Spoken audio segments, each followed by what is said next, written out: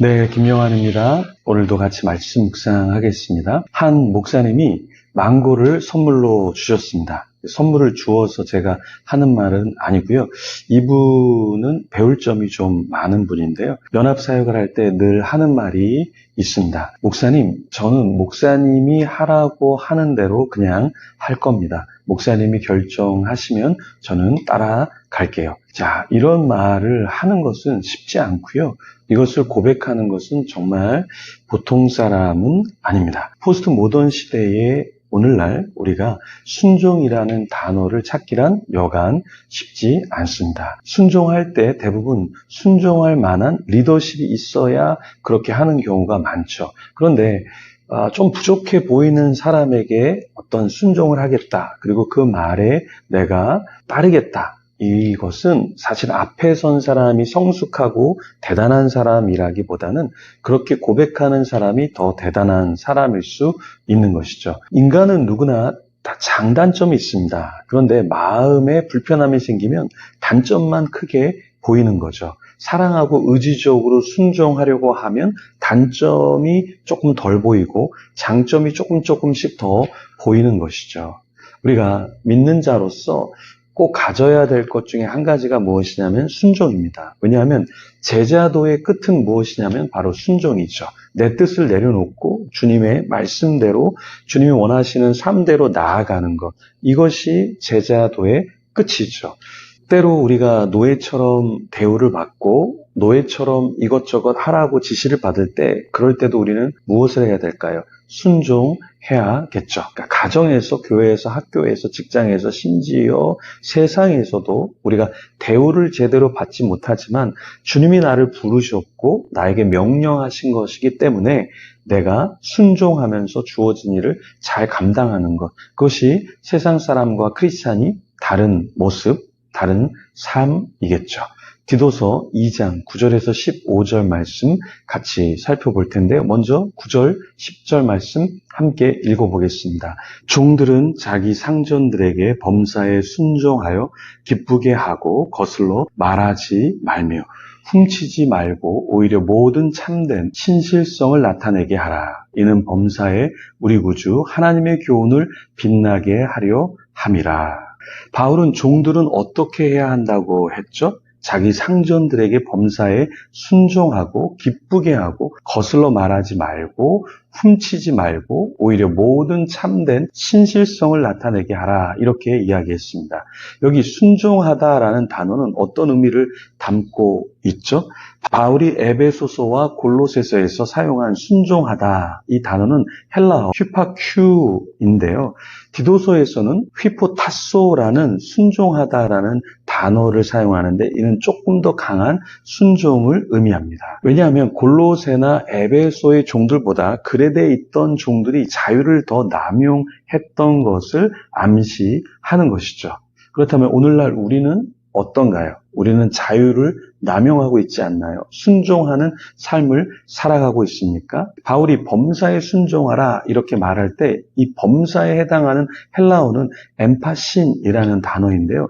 이 의미는 모든 것에 대해서라는 말입니다. 그러니까 내가 어떤 것은 순종하고 어떤 것은 불순종하는 것, 그것이 아니라 모든 것에 대해서 순종을 해야 된다 이렇게 말하고 있는 것입니다. 그러니까 리더십을 따를 때 리더가 말하는 요거는 나에게 좀 괜찮은 것 같으니까 순종하고 저거는 나한테 좀 불편하니까 혹은 불이익이 있을 것 같으니까 하지 않는 것, 그런 것은 온전한 순종이 아니라는 거죠. 요나가 하나님 앞에서 어떠한 명령을 들었죠. 사명을 받았죠. 근데 요나의 마음에는 그게 마음에 들지 않았잖아요. 그렇죠? 요나는 그것을 별로 좋아하지 않았죠. 그래서 순종하지 않았죠. 그런 것처럼 우리가 요나와 같이 내가 원하는 것만 순종을 할 수 있다라는 것이죠. 바울은 훔치지 말고 이렇게 말하고 있는데 여기 훔치지 말고라는 말은 어떤 뜻이냐면 자기를 위하여 떼어 먹다라는 말입니다. 종이 자신을 위해서 무언가 몰래 훔치는 것, 이것은 좋은 것이 아니라는 것이죠.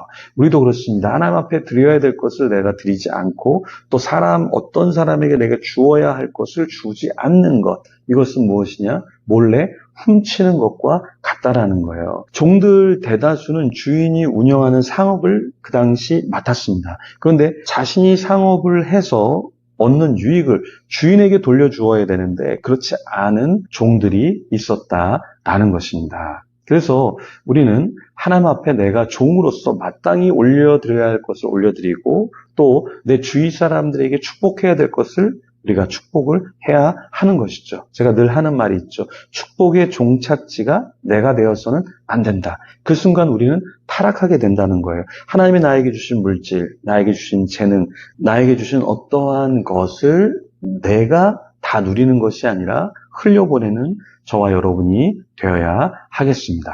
자, 그러면 바울은 왜 종들, 심지어 노예들에게까지 이렇게 하라고 했을까요? 그 이유는 10절에 보면 구주 하나님의 교훈을 빛나게 하려 함이다. 이렇게 이야기했습니다. 그러니까 나는 마음에 안 드는데 왜 이걸 굳이 해야 되지? 그럼 사람들이 그것을 하는 사람을 보면 저 사람은 왜 우리랑 다르지? 저 사람은 왜 세상에서 좀 다르게 살아가지? 아, 정말 저 사람이 믿는 하나님은 대단한 분인가 보다. 이렇게 사람들이 하나님의 교훈을 알고 하나님의 역사하심을 알고 그것을 통해서 세상 가운데 빛과 소금의 역할을 우리가 감당하라고 하는 것이죠. 자, 우리는 하나님 안에서 은혜를 받은 자잖아요. 그러면 그 은혜 받은 것을 우리 안에서만 감추는 것이 아니라 세상 가운데서 우리에게 구원을 주시고 우리에게 은혜 주신 하나님을 세상에 또한 펼쳐 보여야 한다라는 것입니다. 그래서 12절에 보면 우리를 양육하시되 경건하지 않은 것과 이 세상 정욕을 다 버리고 신중함과 의로움과 경건함으로 이 세상에 살고 이렇게 말하고 있습니다. 그러니까 이 경건하지 않은 세상에서 세상 정욕을 우리가 버리고 신중함, 의로움, 경건함으로 세상에 살면서 그 세상에 하나님을 알리고 하나님께 영광을 돌리게 하는 것이죠. 자, 바울은 그레데 사람들이 무엇을 소망하라고 이야기했냐면, 무엇을 기다리라고 이야기했냐면 복스러운 소망, 예수 그리스도의 영광이 나타나게 기다리라. 이렇게 13절에 이야기했습니다. 그러니까 우리가 하나님의 사람으로서 세상 안에서 세상의 영광이나 세상이 주는 어떤 소망만을 바라보는 것이 아니라 하나님이 원하시는 삶, 그것을 우리가 삶 속에서 기억하면서 기대하면서 살아가기를 원한 것이죠.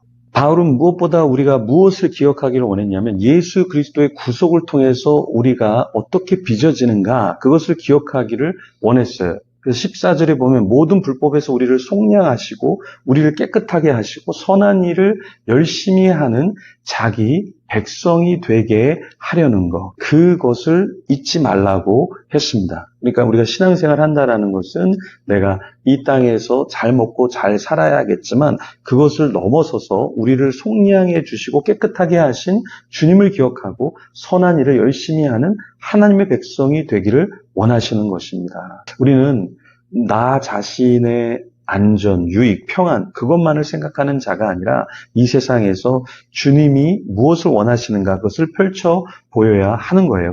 그래서 온전한 하나님의 백성이 되는 것이죠. 그래서 오늘도 우리는 우리에게 주어진 사명 그리고 우리에게 주어진 직분을 잘 살아내서 하나님께 영광을 돌리고 사람들에게 또한 그리스도의 평안을 전하는 저와 여러분이 되기를 소망합니다. 우리가 7월 마지막 주에 또 포유 초청 예배를 드리는데요.